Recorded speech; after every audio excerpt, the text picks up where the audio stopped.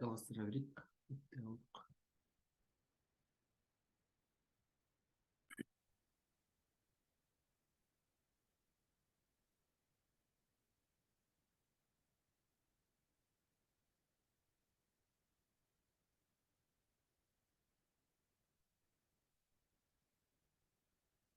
Ацетил салицилік қышқыл, яғни аспириннің қолданулары әсердің механизмдері ол және айтқандай фармакологиялық әсерлері ауру сезім басады, ыстықты түсіреді, қабынуға қарсы әсер етеді, яғни сок тежегендіктен және антиагреганттық қасиеті бар.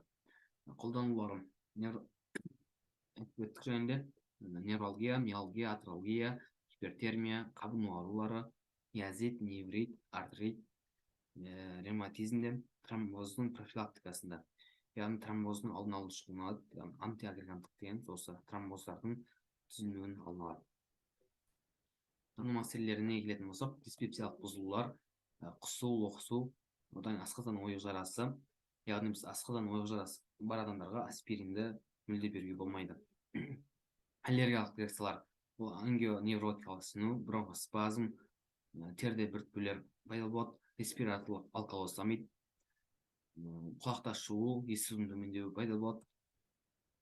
Егер осы салициліктермен жедел улану кезінде бізде орталық жүйке жүйесінің басының ауруы, құлақта шуыл, көрудің нашарлауы болады, психикалық бұзылыстар болады,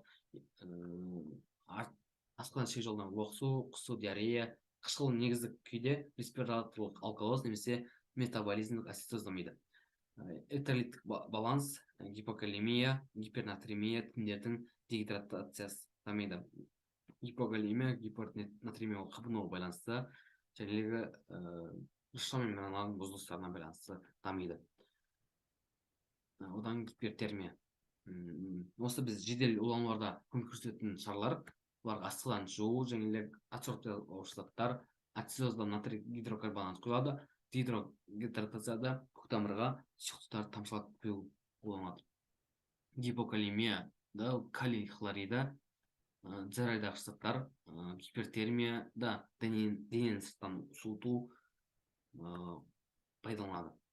Жалпы осымен бітті біздің бүгінгі сабақ, аналгетиктер, қысқа тақырып. Ендігі осы жексенбі бұйырса қабыну қарсы заттарды, осы аспириндерді бастап қайтадан бір-бір шолып өтеміз. Ары қарай қабыну қарсы заттарды талқылайтын боламыз. Түсінбеген жерлеріңіз бар ма? Сұрақтарыңыз бар? Түсінікті.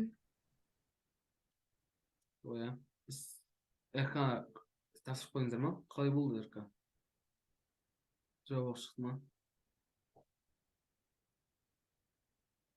Иә, болды.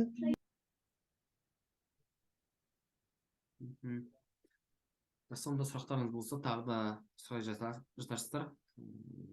Группада сұрасаңдар болады, немесе жеке шығып сұрасаңдар болады. Презентацияға жіберіп қоясыз ғой. Қазір жіберемін барлығын.